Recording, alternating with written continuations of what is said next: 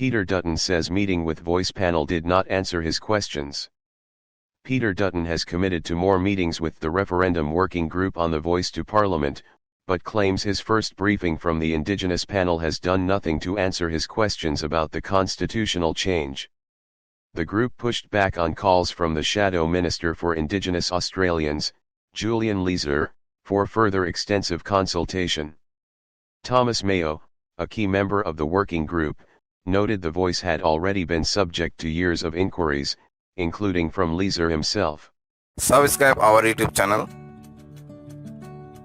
and click our bell icon for new videos. Been subject to years of inquiries, including from Leeser himself. But Leeser, a long-term advocate of Indigenous constitutional recognition, hinted the Liberals were no closer to deciding to support the referendum, even after the meeting. "We didn't really discuss the nature of the concerns," he said. "We accepted the government's invitation to meet with them. We'd now like the government to accept our invitation to deal with the questions." Dutton and Leeser were invited to the group's latest meeting on Thursday as the Liberal Party continued questioning the Voice. Afterward, Dutton said he was pleased to attend and came with goodwill and respect. But the Prime Minister's refusal to answer straightforward questions on how his Voice proposal will work is untenable. "Australians deserve to be informed before voting at a referendum," he said. Dutton and Leeser will attend future meetings.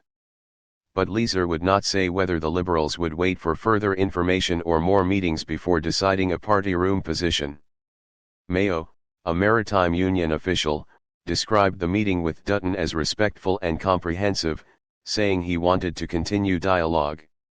"Our great hope is they will decide to support this referendum," he told the ABC. But Leeser said the opposition wanted an orthodox referendum process including a constitutional convention, more consultation, and more details about the change. Mayo noted the years-long process of parliamentary and non-government investigations and reports leading to this moment, including a 2018 inquiry co-chaired by Leeser himself. Dutton and others should look at the great amount of work that's been done about this. There's multiple reports and processes that have been run.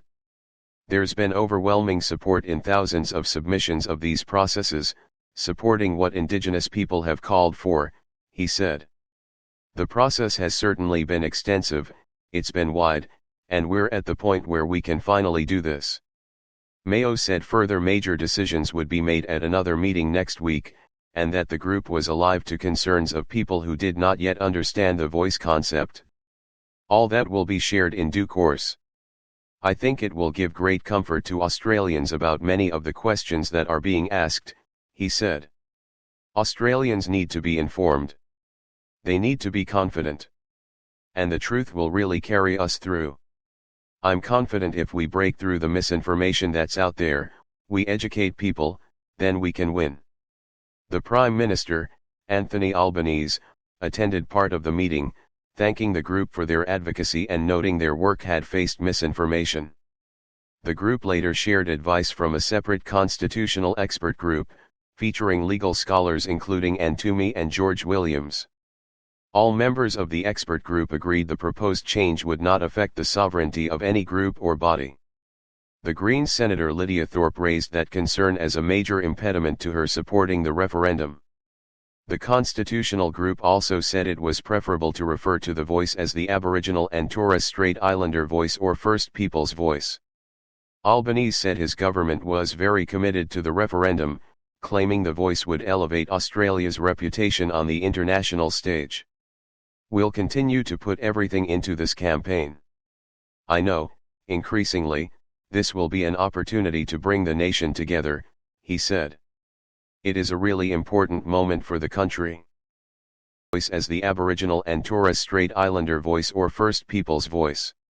Albanese said his government was very committed to the referendum, claiming the Voice would elevate Australia's reputation on the international stage.